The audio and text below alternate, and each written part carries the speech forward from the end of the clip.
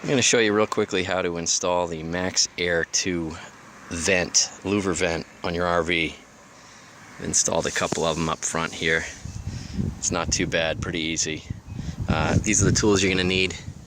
You're going to need a, you don't necessarily need this guy, but you need a adjustable, a Phillips head cutter, pencil, and a drill with a 3/16 inch bit.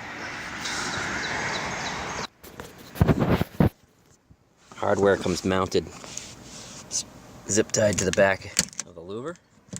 Just cut them off.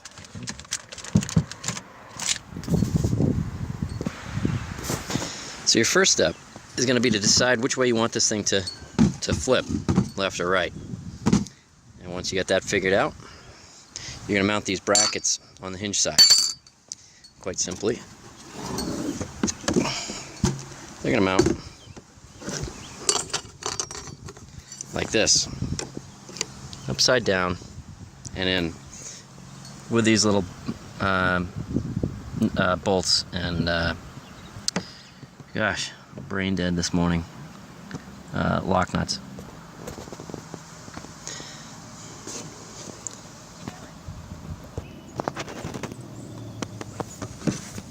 Finish tightening these with the adjustable wrench and the Phillips head. Once you have those hinges on, the next step is to place the vent, the louvered vent, over your vent. Line it up on this side, and you're going to make pencil marks in these center holes right here and over here. Make pencil marks so that you know where to drill. Pencil marks are wide. It gives you a little bit of play once you've got the holes drilled. Lets you slightly adjust the position of the hinges on the side of the vent. So now we're going to take our 3/16 inch bit and drill.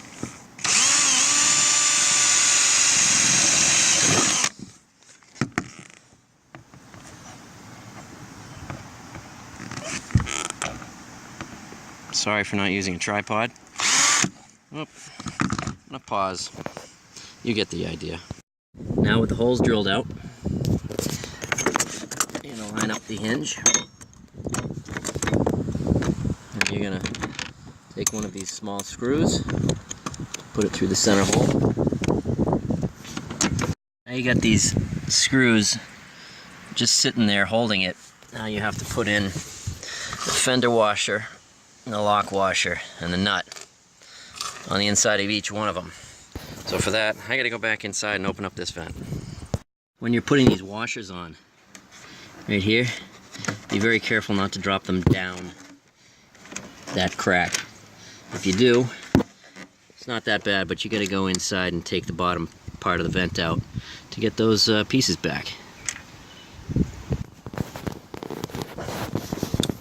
Once you have those washers on, finger tight, get your Phillips head and tighten them in from the back side. You're gonna need a wrench or a hand on that nut.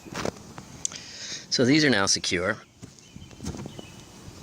and now we're gonna put on the latch on the other side, which means I gotta go back inside and close this. Now with the vent shut, those hinges are on. You're gonna slide this over. Pencil marks on the roof.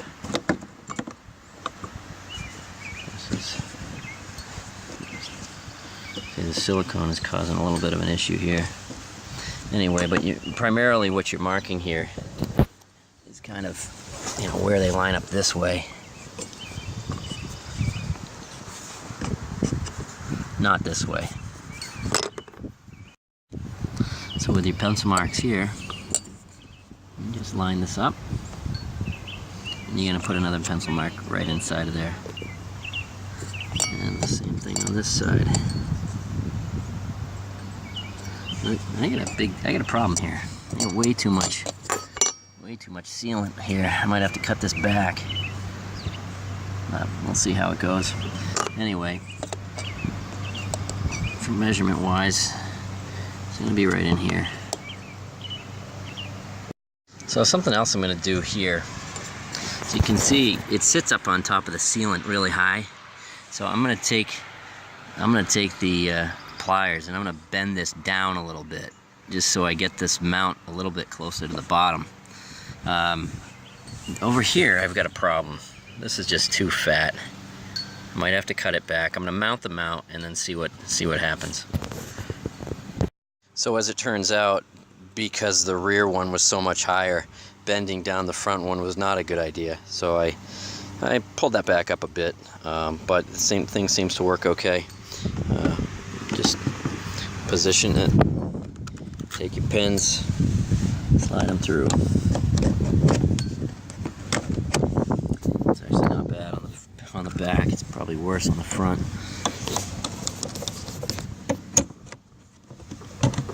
Not too bad.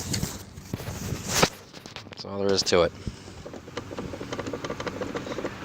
Yeah, hopefully that doesn't rattle too much on the road. Yeah, like it to be a little tighter, but we'll see. We got 3 of them. Hopefully when we get back from the trip, they're all still there. I hope this was useful for you, and if it was, click like and subscribe, the usual deal. Thanks for watching.